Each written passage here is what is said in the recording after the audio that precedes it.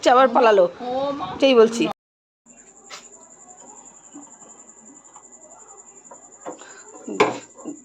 দেখো বন্ধুরা, দুধের এই বাটি ক্যান পুড়ে গেল। দেখো, এই আমার বরের জন্য বকর বকর করছে ফোনে, মুদিখানার দোকানে গিয়ে জিনিস আনবে তাও ভুলে যায়।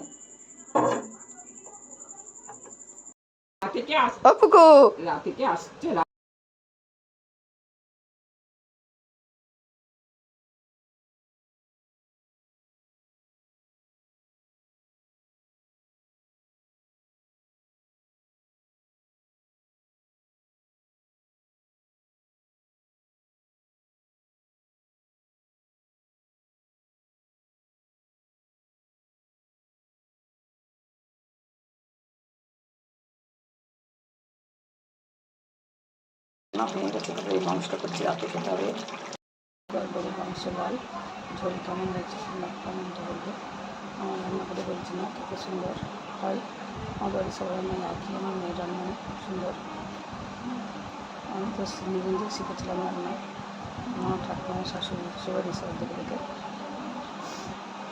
ভালো লাগলে কমেন্ট করো, লাইক করো, সাবস্ক্রাইব করো আমার চ্যানেলে। তারপরে তো আমি তারপরে চলে এসে